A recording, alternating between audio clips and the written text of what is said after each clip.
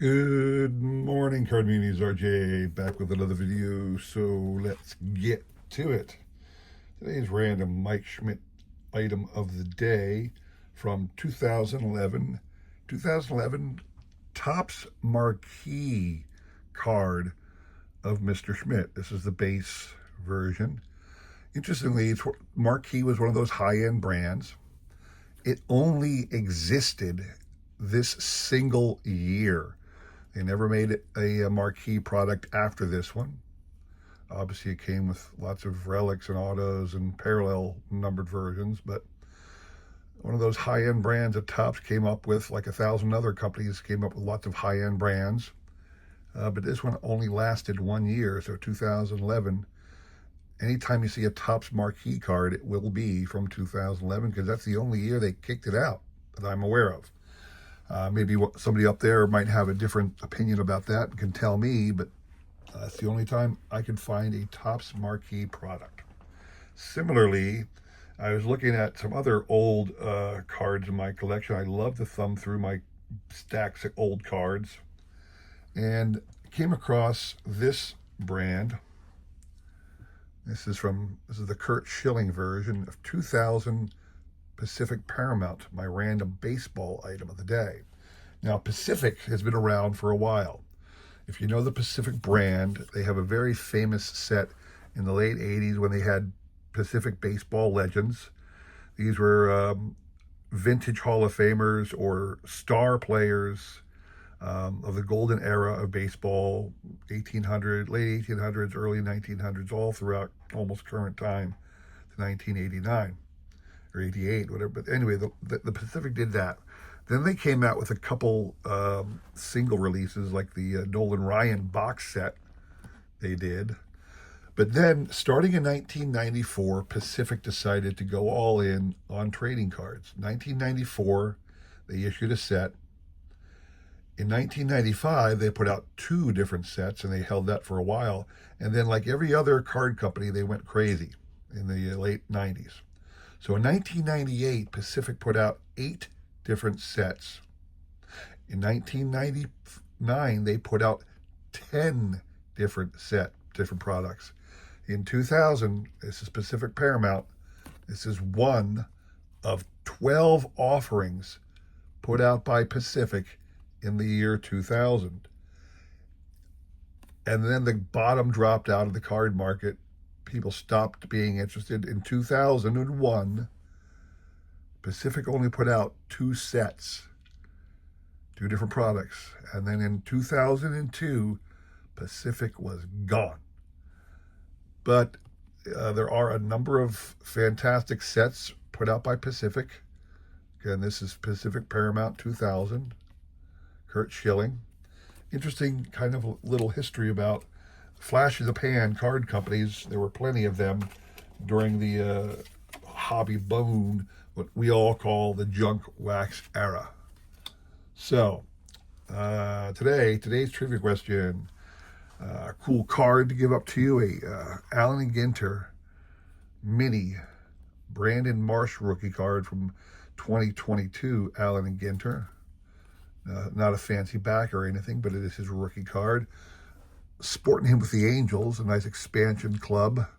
Speaking of expansion clubs, so in 1961, the Minnesota Twins, the Washington Senators had left Washington and become the Minnesota Twins. Without a team in Washington, baseball felt the need to expand and put one there, and to try and put one back in New York because the Dodgers and Giants had left. So in 1961, 2 new teams sprung up, the Los Angeles Angels and the Washington Senators. The Washington Senators, from 1961 through 1971, played in Washington as the Senators.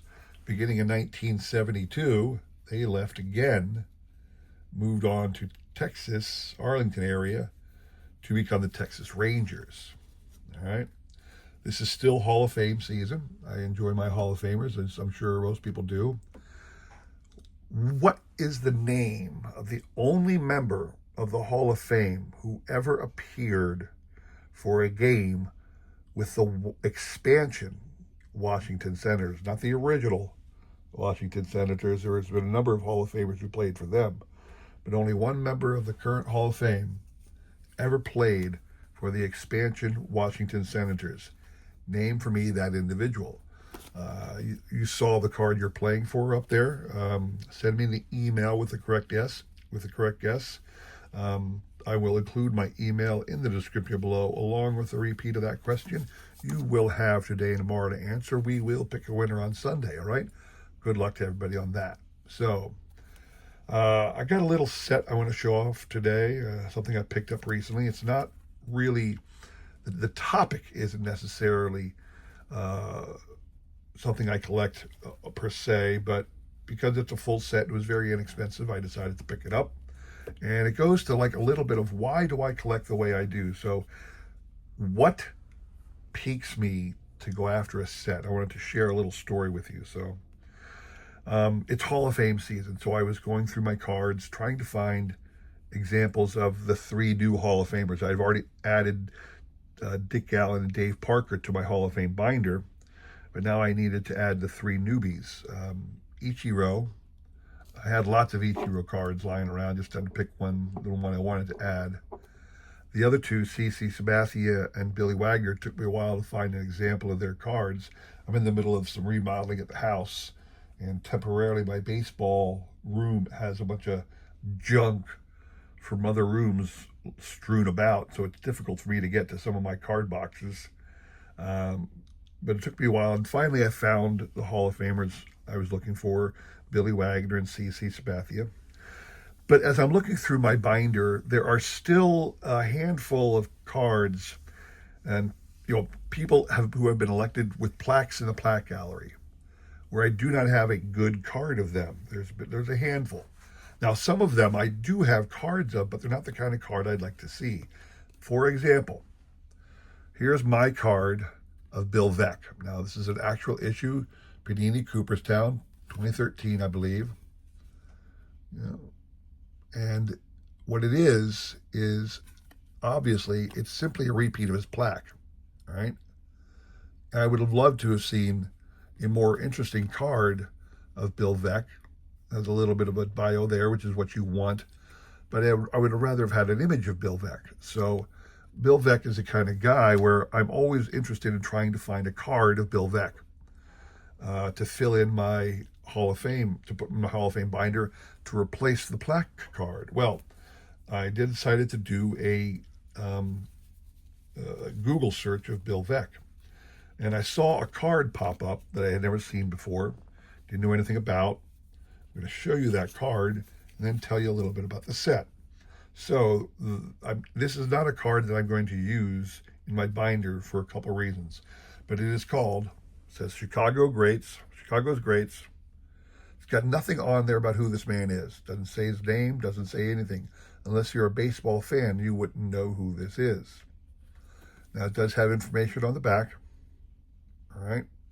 Talks about him as the president of the Chicago White Sox. A little bio. No manufacturer, no copyright date, no nothing. All right. It's just a random card that says Chicago's Greats, and it's got a picture of Bill Veeck on it. I saw this card, and I realized that there was a set called Chicago's Greats. Let me tell you a little bit about this set. I think I got this whole thing for like $10 or something. So here's the list of players or people in Chicago's Greats. It literally was a set dedicated to the greats of Chicago baseball. There are 12 individuals from the Cubs and 12 individuals from the White Sox, and this is the breakdown of why they're included. A president of the organization, a manager from the organization, and then one of each position player, including a left-handed pitcher and a right-handed pitcher. Now, for whatever reason, the White Sox got a card featuring 2. I guess they couldn't pick who the better left-hander was for the White Sox. So who put this set together? Because again, there was no copyright, there was no information about what it was. But on the back of this checklist, here you go. Chicagoland Collectors Association presents the 4th annual Baseball Nostalgia Expo. So obviously there was a card show back here on June 4th, 5th, and 6th. Back in 1976, the gathering of these individuals in Chicago had occurred, and they produced this card set for it. So this is the cards. These are the people you got, and I'm going to show you. I put the Cubs on top and the White Sox on the bottom only because of alphabetical sake. I really have no skin in the game of which is better, the White Sox or the Cubs. So let's take a look at who we got.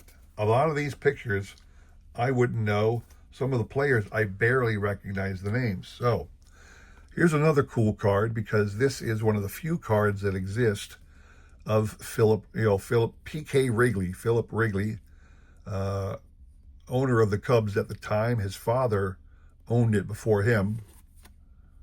President of the Chicago Cubs, Philip K. Wrigley. Here's the manager card they chose is a Hall of Famer. Or wait, where's the manager card? Where's the manager card? That should have been the manager card. No, it is. Yeah, it was. The manager of Charlie Grimm was selected as the manager, and this is where he finished during his managerial career with the Cubs. Had a couple of World Series appearances there. He actually got to the World Series 4 times as the manager of the Cubs. Jolly Charlie, they called him. Charlie Grimm, Jolly Charlie. First baseman was Phil Cavaretta. Second baseman was Hall of Famer Billy Herman. Shortstop, obviously, everybody knows that image, Ernie Banks. And third baseman, obviously, everybody understands that is Ron Santo. So there's a lot of Hall of Famers for the Cubs. Your catcher, without question, would be Gabby Hartnett. So these cards cover players from about the 1920s through current times, which would have been 76, because you didn't get Tinker and Evers and Chance, you didn't get Three-Fingered Brown, you didn't get any of the legendary Cubs from golden days past, like Cap Anson or anything like that. It was much more geared towards modern players. I mean, would you take Cap Anson over Phil Cavaretta at first base? I think you would. But again, I think these guys were focusing on ball players who were probably still alive and could be a part of this gathering of celebrities. Gabby Hartnett was your catcher. Your outfielder, most of these guys, I don't recognize the pictures, so I'm going to have to turn it over. That was Riggs Stevenson. Riggs Stevenson. This is Swish Nicholson, Bill Swish Nicholson. And then lastly, this guy is Hank Sawyer. So those are the fielders. Your pitchers, again, you get one right-hander, one left-hander. The right-hander was Claude Passeau. Your left-hander, standout, was Larry French. So that is your Cubs collection that were part of Chicago's Greats, the Chicago's Greats set. The White Sox, conversely, obviously Bill Veeck. Now the manager was Hall of Fame manager Al Lopez. There was his record as the manager of the White Sox. Only one appearance back in 1959. A lot of second place finishes. It's hard to get to the World Series when you got to go through the Yankees, you know. Your first baseman is Zeke Bonura. Don't know anything about Zeke Bonura, which is why I'm saying, again, these guys were like struggling to find star players to put on this list of cards. Your second baseman is Hall of Famer Nellie Fox.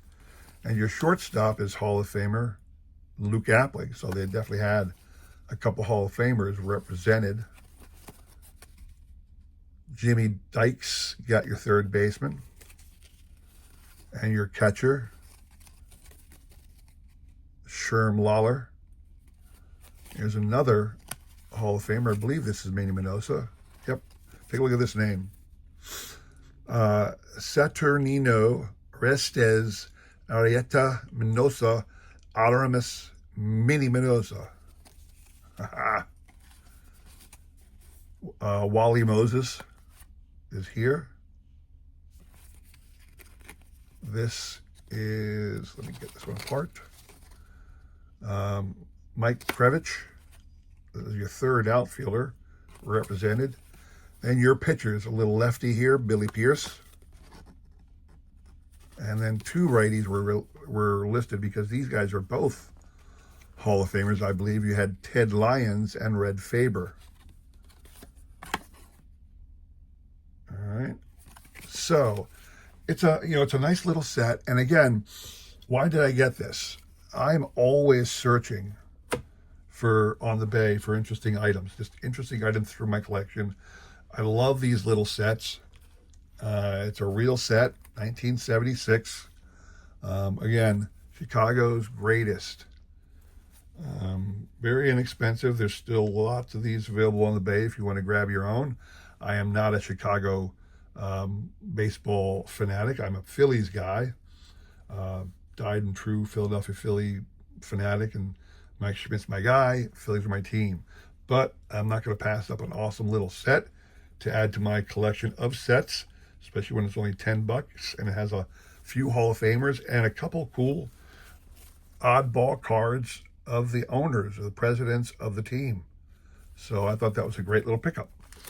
Would love to hear if you guys have any awesome little regional team sets or, sets of your favorite sport or organization that you have in your collection. Would love to hear about that. Always looking for new sets to add to my collection, so now you know what I'm talking about. So that's all I have for you today. Appreciate you all tuning in. If you enjoyed that video, please consider like, subscribing, commenting, and all that jazz. I really do appreciate your support as I try my best to support everybody else in this great card community, all right? Thank you very much for watching. Come back again on Friday. Have a great week. Take care.